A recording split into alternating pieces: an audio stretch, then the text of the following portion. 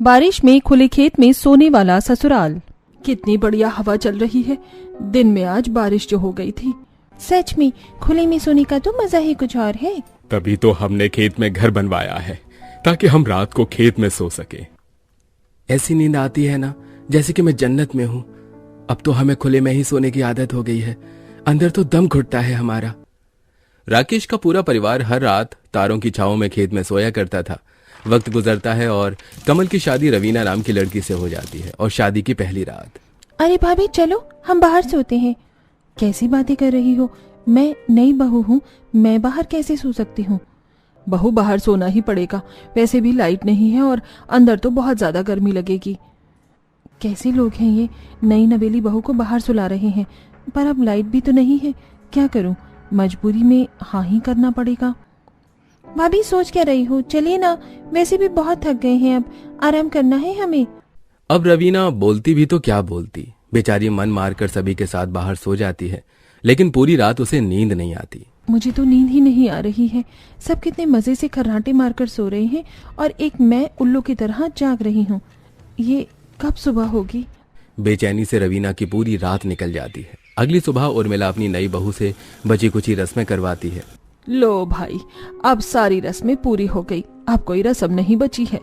तो जल्दी से मुझे मेरा कमरा दिखा दीजिए, मुझे थोड़ा सा आराम करना है। वो 3 नंबर का कमरा आपका है भाभी? पर तुम कमरे में जाकर करोगी क्या? हम तो कमरों का इस्तेमाल करते ही नहीं हैं। ये कमरे तो हमने बस ऐसे ही बना लिए हैं, क्योंकि हमारा सोना बैठना सब कुछ तो बाहर खेत में होता है।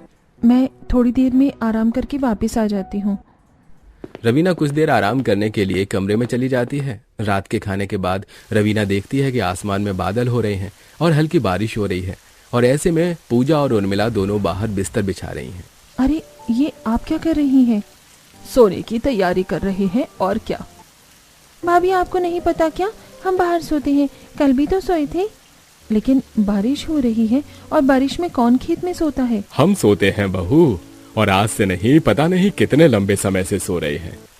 हाँ, और अब तुम भी आदत डाल लो, क्योंकि तुम्हें भी अब हर मौसम बाहर ही सोना है। बड़ा मजा आता है बरसात में बाहर सोने में, ठंडी ठंडी हवा और टिप टिप बारिश। अब बारिश में भी सभी लोग बाहर सोते हैं, लेकिन रवीना को बहुत ही ज्यादा अनकंफर्टेबल महसूस होता है, क्योंकि उसके कपड़े भी भीग जाते हैं और उसे सर्दी महसूस होने लगती है। कैसे ससुराल वाले हैं मेरे, बारिश में खेत में सोने वाले। भगवान, कहाँ फंस गई मैं? नई नवेली बहू हूँ, कैसे बिताऊं इस रात को मैं? आधी रात के बाद बारिश बंद हो जाती है, लेकिन फिर भी रवीना को गीले कपड़ों में बाहर ही लेटे रहना पड़ता है। अब हर रात यही होता है। और एक सुबह, अजी वो मेरी सहेली सीमा है ना, आज वो मुझसे मिलने आ रही है। आप मुझे बाजार तक छोड़ देंगे? हाँ, छोड़ दूंगा, चलो कोई दिक्कत नहीं है। अगर आप कहें तो भाभी मैं आपके साथ चलूं? नहीं नहीं, मैं चली जाऊंगी। रवीना कमल के साथ घर से बाजार जाने के लिए निकल जाती है। कमल रवीना को बाजार छोड़कर अपने काम के लिए आगे चला जाता है, और तभी वहां पर सीमा आ जाती है। कैसी है तू? शादी के बाद अब जाकर मिल रही है मुझसे? ठीक हूँ यार, तू बता तू कैसी है और शादी में क्यों नहीं आई? बस यार पूछ मत, थोड़ा जरूरी काम आ गया था, इस वजह से आ ही नहीं पाई। दोनों सहेली आपस में बात कर रही थीं कि तभी वहां पर रवीना के गांव की 2 औरतें कांता और उषा आ जाती हैं, जिन्हें देखकर रवीना उन्हें नमस्ते बोलती है। आंटी जी नमस्ते। नमस्ते। और नहीं बहू, मजा आ रहा है अपने ससुराल में? कैसा लग रहा है फिर बाहर सोकर? नजारा तो अच्छा आता है ना, खुले आसमान के नीचे सोने का। ये दोनों क्या बोल रही हैं रवीना? अरे हम जो बोल रहे हैं बड़े पते की बात है। बड़ा अच्छा ससुराल है बहू का, खेत में सोने वाला। आंधी आए, तूफान आए, चाहे पर्वत गिर जाए या भूस्खलन हो जाए, पर राजेश भाई साहब का परिवार तो खेत में ही सोएगा। उषा और कांता दोनों ही रवीना का खूब मजाक बनाती हैं, और रवीना को बहुत ही ज्यादा शर्मिंदगी महसूस होती है, पर वो कुछ नहीं कह पाती। दोनों वहां से चली जाती हैं। अरे ये दोनों आंटी तुमसे क्या कह रही थी? मुझे कुछ समझ नहीं आया, मुझे सारी बात बताओ। चलो सीमा, हम पहले किसी रेस्टोरेंट में बैठते हैं और वहाँ बातचीत करते हैं। दोनों सहेलियां एक रेस्टोरेंट में जाकर बैठ जाती हैं। अब बताओ क्या बात है, क्या बोल रही थी वो आंटी? अरे सही बोल रही थी, मेरी ससुराल वाली ना रात को बाहर सोते हैं यार, चाहे बारिश आए चाहे आंधी। तू पागल वागल हो गई है क्या? वो बाहर सुलाते हैं और तू सोने के लिए राजी हो गई? तो और क्या करूं, अपने ससुराल वालों का सिर फोड़ दूं? अरे यार, तू आज के जमाने की पढ़ी लिखी लड़की है, तू अपने लिए आवाज उठा सकती है, तू बोलती क्यों नहीं अपने ससुराल वालों को? कैसे बोलूं यार, अभी तो ठीक से महीना भी नहीं हुआ है शादी को, और फिर ससुराल वाले कहेंगे कि नई बहू जुबान चलाती है। अरे अपने लिए कुछ अच्छा करने में जुबान तो चलानी ही पड़ेगी। तो मेरी इतनी हिम्मत वाली दोस्त है, तू कैसे ऐसे हार मान सकती है? तो मैं क्या करूं यार, तू बता ना। अच्छी मुसीबत पड़ी हुई है मेरे गले में। जैसी मुसीबत तेरे गले में पड़ी है, तू वैसे ही मुसीबत अपने ससुराल वालों के गले में भी डाल दे। एक से बात नहीं बनेगी तो दो से बात भी नहीं बनेगी तो 10 से बात भी नहीं बनेगी तो 50। कभी ना कभी तो मानेंगे। तू सही बोल रही है, अब तो मैं यही करूंगी।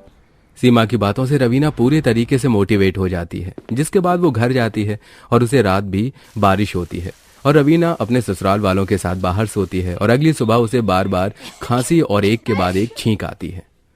अरे बहू, क्या हो गया?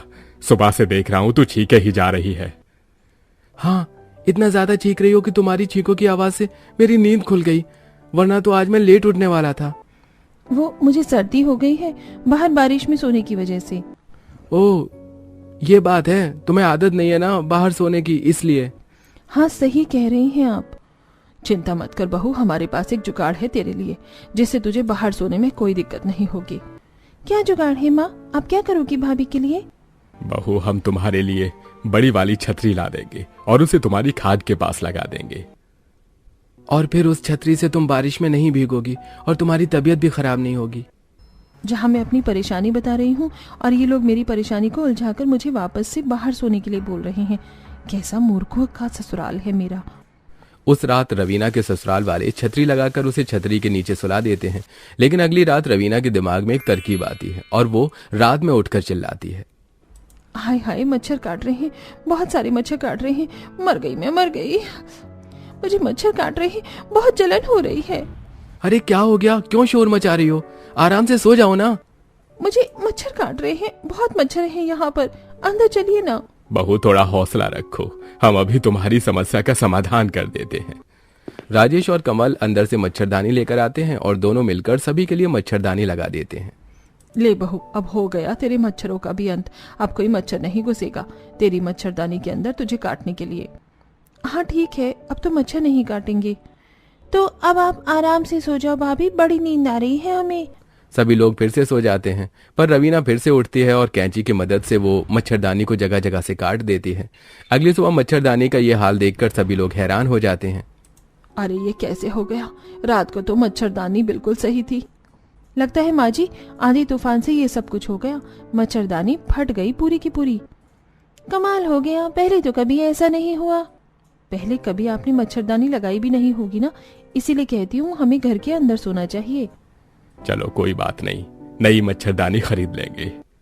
हाँ कोई दिक्कत नहीं, वैसे भी ये काफी ज्यादा पुरानी हो गई थी। रवीना की ये ट्रिक फेल हो गई। अब रवीना दूसरी मुसीबत खड़ी करने की सोचती है और वो बाजार से एक डिब्बे में बहुत सारे बिच्छुओं को डरते डरते घर लेकर आती है। ओह माँ, ये बिच्छू तो बहुत गंदे हैं। ओह! रात को उन बिच्छुओं को चारपाई के पास छोड़कर शोर मचाती है।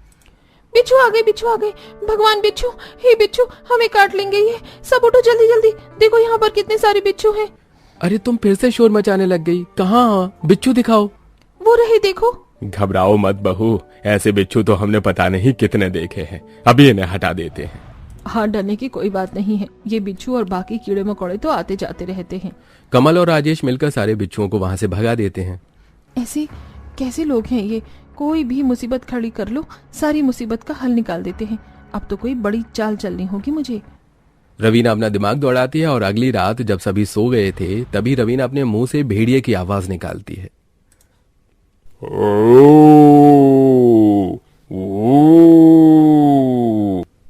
भेड़िया आ गया, भेड़िया आ गया, चलो जल्दी अंदर चली। यहाँ पर भेड़िया है, यहाँ पर सोने में खतरा है, यहाँ सोना खतरे से खाली नहीं है। भाभी, आपको हर रात क्या हो जाता है? कभी कुछ तो कभी कुछ शोर मचाती हो। अरे कहाँ है भेड़िया? हमें तो कोई आवाज नहीं आ रही भेड़िए की। ये देखो, फिर से आवाज आई। आप लोगों को अभी बोला ना भेड़िया। ये भेड़िया है या कोई रो रहा है? कितनी बुरी आवाज है इसकी। मुझे पक्का पता है कि कोई हमारे साथ मजाक कर रहा है। सच में इस भेड़िए का तो गला खराब है, इसे तो विक्स की गोली खानी चाहिए। बहू चादर तान और आराम से सो जा, कोई भेड़िया नहीं है, बस मन का वहम है और कुछ नहीं होता। सब लोग आराम से सो जाते हैं। रवीना के बार बार नई मुसीबतें खड़ी करने के बावजूद भी उसके ससुराल वाले हर बार मुसीबत का हल निकाल देते। और एक दिन रवीना सबसे बोलती है, आप लोगों को बाहर सोने में क्या मजा आता है? आप लोग बाहर क्यों सोते हैं? क्योंकि अंदर कमरों में बहुत ज्यादा घुटन होती है बहू। आप कहीं बिजली के बिल से तो नहीं डरते हैं कि अंदर सोएंगे तो बिल ज्यादा आएगा? ऐसा कुछ नहीं है रवीना, पैसे की कमी थोड़े ना है हमारे पास, पैसा तो बहुत है। बहू, जब कभी भी फसलों का काम चलता है तो पता नहीं कितने कितने घंटे लाइट नहीं आती, ऐसे में बाहर ही तो सोना पड़ता है। और तब से हम लोगों को एक ऐसी आदत हो गई है कि हमें बाहर ही ज्यादा अच्छा लगता है। अगर लाइट जाती है तो फिर आप इन्वर्टर क्यों नहीं लगवा लेते? इन्वर्टर भी कितने घंटे निकाल देगा बहू, आखिर में हमें बाहर ही सोना पड़ेगा ना। इन लोगों को कितना भी समझा लो, बाहर सोने का तो इन्होंने मंत्र घोलकर पी लिया है, ये नहीं मानेंगे। एक रात सभी लोग खाना खा रहे हैं और राजेश बोलता है, आज बहुत तेज बारिश हो रही है, आज तो बाहर सोने में मजा आएगा। बिल्कुल सही कहा। अरे जरूरत ही क्या है बाहर सोने की, अंदर सो जाते हैं ना हम सब। भाभी, अंदर कहाँ नींद आती है, कितनी गर्मी लगती है और लाइट का भी कोई भरोसा नहीं है, कब चली जाए कब आ जाए। इतने दिनों से भी तो सो ही रहे हो ना, तो अब भी सो जाओ, क्या दिक्कत है सोने में। रवीना की कुछ नहीं चलती और उसे बाहर ही सबके साथ सोना पड़ रहा था। दिन गुजरते हैं और एक दिन सुबह से लेकर रात तक बारिश हो रही थी और रुकने का नाम नहीं लेती। खेत में पानी जमा हो जाता है, पर ऐसे में पूजा और उर्मिला मिलकर खेत में सोने के लिए बिस्तर बिछाती हैं। अरे ये आप क्या कर रही हैं? दिख नहीं रहा बहू, सोने के लिए बिस्तर बिछा रहे हैं और क्या। लेकिन खेत में पानी भरा हुआ है, जरा ये भी तो देखिए ना। अरे कुछ नहीं होता, थोड़ा सा ही तो पानी है, हम कौन सा डूब कर मर जाएंगे इस पानी में। और ये इतना सा पानी तो सुबह तक अपने आप गायब हो जाएगा। कैसे लोग हैं आप? पानी के साथ साथ मच्छर हैं, कीड़े मकोड़े भी हैं, आपको डर नहीं लगता है क्या? किसी चीज से कोई डर नहीं लगता है, बाहर सोना है तो मतलब बाहर ही सोना है। अब खेत में पानी भरा होने के बावजूद भी सभी लोग बाहर सो जाते हैं। रवीना जैसे ही खाट पर लेटती है तो गीली मिट्टी होने की वजह से खाट और अंदर चली जाती है और पानी रवीना के बदन को छूने लगता है। इस खेत में सोने से तो अच्छा है कि मैं स्विमिंग पूल में ही सो जाऊं। दिमाग खराब हो गया है, पता नहीं कैसे पागल ससुराल वाले हैं, इतने ज्यादा बेशरम लोग मैंने पहले कभी नहीं देखे। रवीना गुस्से में उठकर अपने कमरे में चली जाती है और खुद से बोलती है, बस अब बहुत हो गया, अब मुझे कुछ ऐसा करना होगा ना कि ये लोग मेरी बात को काट ही ना पाएंगे और मेरे साथ साथ ये खुद भी अंदर ही सोएंगे। रवीना सारी रात ऐसे ही सोचती रहती है और अगले दिन रवीना सभी से शर्माते हुए बोलती है, मैं आप सभी लोगों को कुछ बताना चाहती हूँ। क्या हो गया बहू, इतना क्यों शर्मा रही है? बता क्या बात है। वो बात ये है ना माँ जी कि आप दादी बनने वाली हैं, मैं पेट से हूँ। अरे वाह, सच बोल रही हो तुम रवीना, दिल खुश कर दिया यार तुमने। बहुत बहुत मुबारक हो भाभी, नन्ना मेहमान आने वाला है घर में। बहू, अब घर का कोई काम मत करना, बस आराम करना और अपना खूब ख्याल रखना। रवीना की प्रेगनेंसी की बात सुनकर पूरे घर में खुशियों का माहौल बन जाता है और अब सभी लोग रवीना का खूब ख्याल रखने लगते हैं। ऐसे ही एक दिन रवीना को दिन में बहुत ज्यादा गर्मी लग रही होती है और पसीना से उसके बुरे हाल हो रहे होते हैं। हाय, मैं तो मर गई, कितनी गर्मी है, मुझसे इस गर्मी में और नहीं रहा जा रहा है। अरे क्या हो गया, क्यों इतना परेशान हो रही हो? जी मुझे बहुत ज्यादा गर्मी लग रही है और लाइट भी नहीं आ रही है, आप घर में इन्वर्टर लगवा दीजिए। बस इतनी सी बात बहू, आज शाम को ही इन्वर्टर लग जाएगा, घर में तो चिंता मत कर। हाँ भाभी, आपको बिल्कुल परेशान होने की जरूरत नहीं है, लाइए मैं आपके हाथ वाले पंखे से हवा कर देती हूँ। पूजा अपनी भाभी को हाथ वाले पंखे से हवा करने लगती है और उर्मिला अपनी बहू के लिए नींबू पानी बनाकर लाती है और शाम तक घर में इन्वर्टर भी लग जाता है। लेकिन गर्मी अब और ज्यादा बढ़ जाती है और रवीना अब घर में एसी की डिमांड करती है। अगर बहू चाहती है कि घर में एसी लग जाए तो एसी भी लगवा देगी, कौन सी कमी है पैसे की घर में। ठीक है, तो मेरा एक दोस्त है, उसका काम है एसी लगाने का, मैं उससे बोल देता हूँ, वो घर में एसी लगा जाएगा। भाभी, अब तो आपको बिल्कुल गर्मी नहीं लगेगी, ठंडक में आराम से सोना। हाँ बहू, अब बस परेशान नहीं होना है तुझे, तेरी आने वाली संतान एकदम भली चंगी होनी चाहिए। सब कुछ होता देखकर रवीना को बहुत अच्छा लग रहा था। रवीना जो भी बोलती थी सभी लोग उसकी बातों को मिनट में मान लेते थे। ऐसे ही एक दिन बाहर बारिश हो रही होती है और सभी लोग बाहर सोने की बात करते हैं। नहीं नहीं, मैं बाहर नहीं सोऊंगी। पर क्यों, क्या हो गया बहू, क्या दिक्कत है बाहर सोने में? अरे माँ जी, मैं बाहर कैसे सो सकती हूँ, बाहर बारिश है, अगर मुझे सर्दी जुकाम हो गया तो मेरे पेट में पल रहे बच्चे पर भी तो उसका असर होगा। बात तो सही बोल रही हैं भाभी। और वैसे भी डॉक्टर ने मुझे मना किया है कि मुझे ज्यादा ठंडक में या फिर खुले में ऐसी जगह से थोड़ा परहेज रखना है ताकि मेरी तबीयत खराब ना हो। तो फिर अब क्या करें, तुम ही बताओ। एक काम करो, आप सब लोग बाहर सो जाओ, मैं अंदर सो जाती हूँ। नहीं नहीं बहू, ऐसी हालत में हम तुझे अकेले अंदर कैसे छोड़ सकते हैं। एक काम करते हैं, हम बहू के साथ अंदर ही सो जाते हैं। उस दिन से सभी अंदर सोना शुरू कर देते हैं और घर में अब इन्वर्टर भी लग जाता है। और जब से सभी लोगों ने घर के अंदर सोना शुरू किया था, तब से सभी लोग एक दूसरे के साथ ज्यादा से ज्यादा वक्त बिताते थे। ऐसे ही एक दिन रात को खाना खाने के बाद सभी लोग कॉमेडी शो देख रहे थे। कितने वक्त के बाद हम सब लोग एक साथ बैठकर मस्ती मजाक कर रहे हैं। हाँ पापा, कितना बढ़िया लग रहा है ना। बाहर तो हमें इतना समय मिलता ही नहीं था। सच में परिवार के साथ बैठकर कोई चीज करने का तो अपना ही मजा है। तभी तो मैं आपसे कहती हूँ कि अंदर सोना चाहिए। भाभी जल्दी से एसी ऑन कर दो ना। रवीना जल्दी से एसी ऑन कर देती है और सब अब घर के अंदर का माहौल बिल्कुल ठंडा हो जाता है। और इस एसी की हवा में तो और भी ज्यादा मजा आता है, बाहर से भी ज्यादा अच्छा लग रहा है यहाँ पर।